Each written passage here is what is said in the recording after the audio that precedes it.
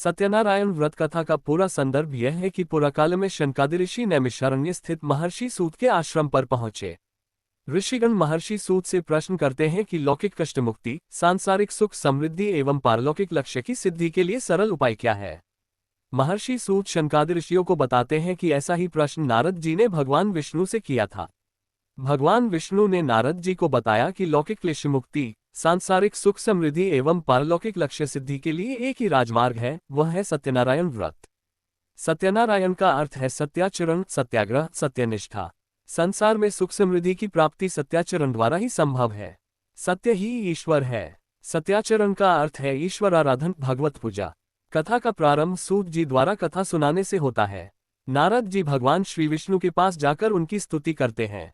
स्तुति सुनने के अनंतर भगवान श्री विष्णु जी ने नारद जी से कहा, महाभाग, आप किस प्रयोजन से यहाँ आए हैं, आपके मन में क्या है, कहिए, वह सब कुछ मैं आपको बताऊंगा। नारद जी बोले, भगवान, मृत्युलोक में अपने पापकर्मों के द्वारा विभिन्न योनियों में उत्पन्न सभी लोग बहुत प्रकार के क्लेशों से दुखी हो रहे हैं। हे नाथ, किस लघु उपाय से उनके कष्टों का निवारण हो सकेगा? यदि आपकी मेरे ऊपर कृपा हो तो वह सब मैं सुनना चाहता हूँ, उसे बताएं। श्री भगवान ने कहा, हे वत्स, संसार के ऊपर अनुग्रह करने की इच्छा से आपने बहुत अच्छी बात पूछी है। जिस व्रत के करने से प्राणी मोह से मुक्त हो जाता है, उसे आपको बताता हूँ, सुने।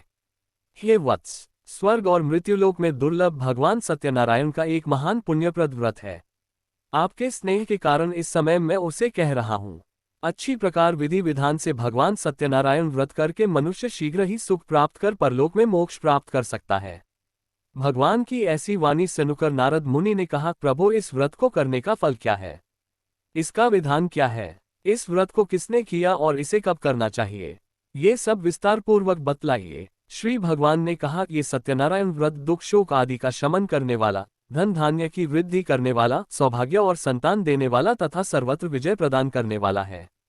जिस किसी भी दिन भक्ति और श्रद्धा से समन्वित होकर मनुष्य ब्राह्मणों और बंधु बांधवों के साथ धर्म में तत्पर होकर सायंकाल भगवान सत्यनारायण की पूजा करे, नैवेद्य के रूप में उत्तम कोटि के भोजनीय पदार्थ को सवाया मात्रा में भक्तिपूर्वक अर्पित करना चाहिए। केले के फल, घी, दूध, गेहूं का चूर्ण अथवा गेहूं के चूर्ण के अभाव में साठी चावल का चूर्ण, शक्कर या गुड़, ये सब भक्ष्य सामग्री सवाया मात्रा में एकत्र कर निवेदित करनी चाहिए। बंधु बांधवों के साथ श्री सत्यनारायण भगवान की कथा सुनकर दक्षिणा देनी चाहिए। तदनंतर बंधु बांधवों के साथ भोजन कराना चाहिए। भक्तिपूर्वक प्रसाद ग्रहण करके नृत्य गीत आदि का आयोजन करना चाहिए। तदनंतर भगवान सत्यनारायण का स्मरण करते हुए अपने घर जाना चाहिए। ऐसा करने से मनुष्यों की अभिलाषा अवश्य पूर्ण होती है। विशेष रूप से कलियुग में पृथ्वीलोक में ये सबसे छोटा सा उपाय है। प्राप्त होगा, उसी धन से भगवान सत्यनारायण का श्रेष्ठ व्रत करूंगा। इस प्रकार मन से चिंतन करता हुआ लकड़ी को मस्तक पर रखकर उस सुंदर नगर में गया जहां धन संपन्न लोग रहते थे। उस दिन उसने लकड़ी का दुगुना मूल्य प्राप्त किया। इसके बाद प्रसन्न हृदय होकर वह पके हुए केले का फल, शर्करा, घी, दूध और गेहूं का चूर्ण सवाया मात्रा में लेकर अपने घर आया। तत्पश्चात उसने अपने बांधवों को बुलाकर विधि विधान से भगवान श्री सत्यनारायण का व्रत किया। उस व्रत के प्रभाव से वह धन पुत्र से संपन्न हो गया और इस लोक में अनेक सुखों का उपभोग कर अंत में सत्यपुर अर्थात बैकुंठलोक चला गया। व्रत न करने के कारण भगवान उस पर रुष्ट हो गए। कुछ समय के पश्चात अपने व्यापार कर्म में कुशल वह साधु बनियाकाल की प्रेरणा से अपने दामाद के साथ व्यापार करने के लिए समुद्र के समीप स्थित रत्नसारपुर नामक सुंदर नगर में गया और अपने श्रीसंपन्न दामाद के साथ वहां व्यापार करने लगा। उसके बाद वे दोनों राजा चंद्रकेतु के रमणीय उस नगर में गए। उसी समय भगवान श्री सत्यनारायण ने उसे भ्रष्ट प्रतिज्ञा देखकर इसे दारुण, कठिन और महान दुख प्राप्त होगा, ये शाप दे दिया। एक दिन एक चोर राजा चंद्रकेतु के धन को चुराकर वहीं आया जहां दोनों वणिक स्थित थे। वह अपने पीछे दौड़ते हुए दूतों को देखकर भयभीत चित्त से धन वहीं छोड़कर शीघ्र ही छिप गया। इसके बाद राजा के दूत वहां आ गए जहां वह साधु वणिक था। वहां राजा के धन को देखकर वे दूत उन दोनों वणिक पुत्रों को बांधकर ले आए और हर्षपूर्वक दौड़ते हुए राजा से बोले, प्रभु, हम 2 चोर पकड़ लाए हैं, इन्हें देखकर आप आज्ञा दें। राजा की आज्ञा से दोनों शीघ्र ही दृढ़तापूर्वक बांधकर बिना विचार किए महान कारागार में डाल दिए गए। भगवान सत्यदेव की माया से किसी ने उन दोनों की बात नहीं सुनी और राजा चंद्रकेतु ने उन दोनों का धन भी ले लिया। भगवान के शाप से वणिक के घर में उसकी भार्या भी अत्यंत दुखित हो गई और उनके घर में सारा का सारा जो धन था वह चोर ने चुरा लिया। लीलावती शारीरिक तथा मानसिक पीड़ाओं से युक्त, भूख और प्यास से दुखी हो अन्न की चिंता से दर दर भटकने लगी। कलावती कन्या भी भोजन के लिए इधर उधर प्रतिदिन घूमने लगी। एक दिन भूख से पीड़ित कलावती एक के घर गई। वहां जाकर उसने श्री सत्यनारायण के व्रत पूजन को देखा। वहां बैठकर उसने कथा सुनी और वरदान मांगा। उसके बाद प्रसाद ग्रहण करके वह कुछ रात होने पर घर गई। माता ने कलावती कन्या से प्रेमपूर्वक पूछा, पुत्री, रात में तू कहाँ रुक गई थी? तुम्हारे मन में क्या है? कलावती कन्या ने तुरंत माता से कहा, माँ, मैंने एक घर में मनोरथ प्रदान करने वाला व्रत देखा है। कन्या की उस बात को सुनकर वह वणिक की भार्या व्रत करने को उद्यत हुई और प्रसन्न मन से उस साध्वी ने बंधु बांधवों के साथ भगवान श्री सत्यनारायण का व्रत किया तथा इस प्रकार प्रार्थना की, भगवान, आप हमारे पति एवं जामाता के अपराध को क्षमा करें। वे दोनों अपने घर शीघ्र आ जाएं। इस व्रत से भगवान सत्यनारायण पुनः संतुष्ट हो गए तथा उन्होंने नृपश्रेष्ठ चंद्रकेतु को स्वप्न दिखाया और स्वप्न में कहा, नृपश्रेष्ठ, प्रातःकाल दोनों वणिकों को छोड़ दो और वह सारा धन भी दे दो जो तुमने उनसे इस समय ले लिया है, अन्यथा राज्य, धन एवं पुत्र सहित तुम्हारा सर्वनाश कर दूंगा। राजा से स्वप्न में ऐसा कहकर भगवान सत्यनारायण अंतर्धान हो गए। इसके बाद प्रातःकाल राजा ने अपने सभासदों के साथ सभा में बैठकर अपना स्वप्न लोगों को बताया और कहा, दोनों बंदी वणिक पुत्रों को शीघ्र ही मुक्त कर दो।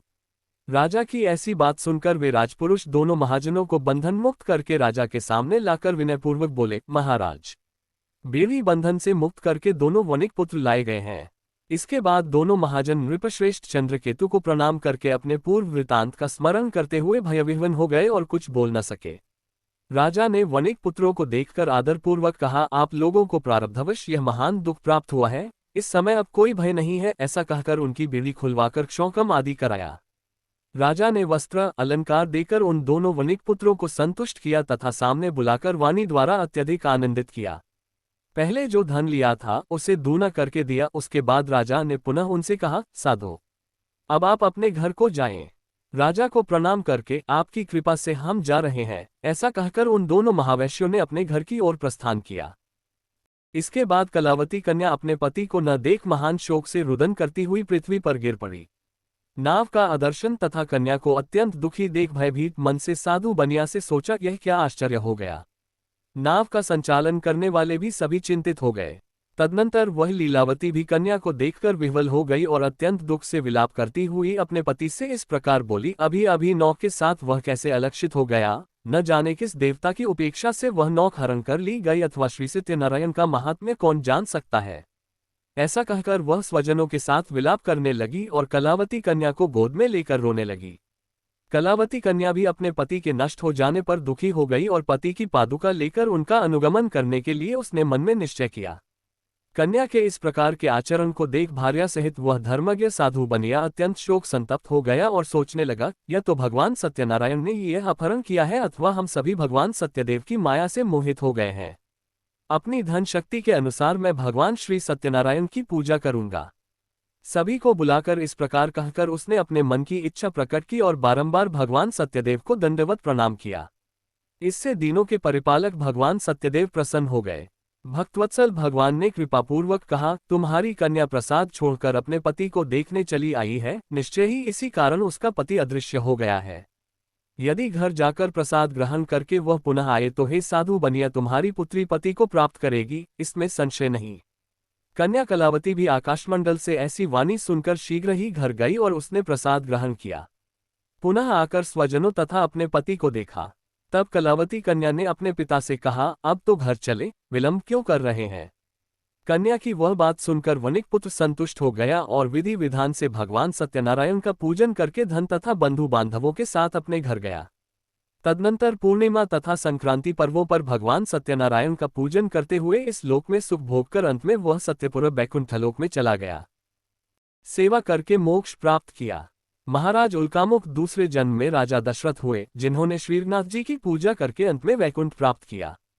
इसी प्रकार धार्मिक और सत्यव्रती साधु पिछले जन्म के सत्यव्रत के प्रभाव से दूसरे जन्म में मोरध्वज नामक राजा हुआ। उसने आरे से चीरकर अपने पुत्र की आधी देह भगवान विष्णु को अर्पित करके मोक्ष प्राप्त किया। महाराजा तुंगध्वज जन्मांतर में स्वयंभू मनु हुए और भगवत संबंधी संपूर्ण कार्यों का अनुष्ठान करके वैकुंठलोक को प्राप्त हुए। जो गोपगण थे वे सब जन्मांतर में व्रजमंडल में निवास करने वाले गोप हुए और सभी राक्षसों का संहार करके उन्होंने भी भगवान का शाश्वत धाम गोलोक प्राप्त किया। इस प्रकार श्रीस्कंद पुराण के अंतर्गत रिवाखंड में श्री सत्यनारायण निवृत्त कथा का ये 5वां अध्याय पूर्ण हुआ।